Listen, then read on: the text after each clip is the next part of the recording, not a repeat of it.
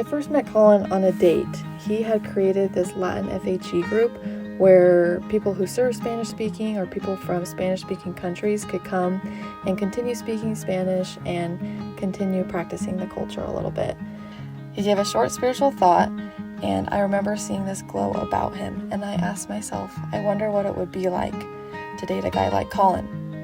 I didn't really think I had a chance though, because he seemed pretty popular amongst the girls there. My date fortunately asked if I wanted to be added to the group chat to keep updated on these activities, and so Colin did get my number that night. I didn't see him until the first week of the next semester when we went Latin dancing. I was able to get the courage to go up and say hi to him and reintroduce myself in case he didn't recognize me. I actually did recognize Hannah that night, and I made sure that she was added to the Facebook page and to the group chat. The next Friday, I wanted a date to go with me to Latin dancing, and I remembered that Hannah went last week, and I thought maybe she would be likely to go this week. I sent her a text asking her what her plans were that evening. I remember getting that text and feeling like I was in a movie. I mean, the guy I had been crushing on for the past couple months texted me and basically asked me out. I was very excited to go Latin dancing with him. I walked over to Hannah's apartment and we walked to the dance together. We had a good time, and she asked if I had been to Crumble Cookie yet to pick up a free cookie due to it being their grand opening that weekend.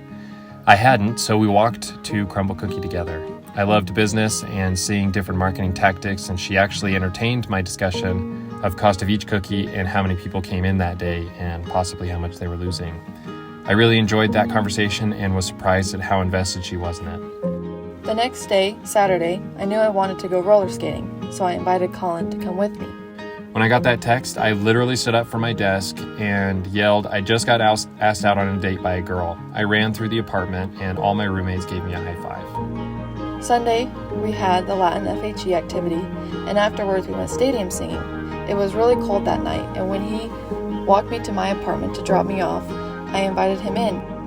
That night, we opened up and were able to talk quite a bit and learn a lot about each other. I remember during this weekend, I would come home after our dates and talk my roommate about how amazing Hannah was. That Monday was President's Day and we had school off. I had planned with my roommate to go to Lava Hot Springs with a different date before I started hanging out with Hannah.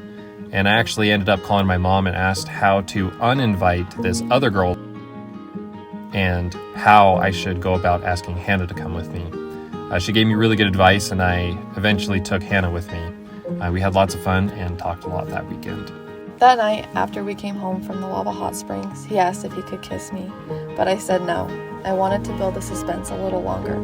I'm glad I did, because it turned out to be my last first kiss. On Tuesday, he came over and we watched The Bachelor with some friends. And on Wednesday, we had a serious talk about how we both were dating for the end purpose of marriage and not just for fun.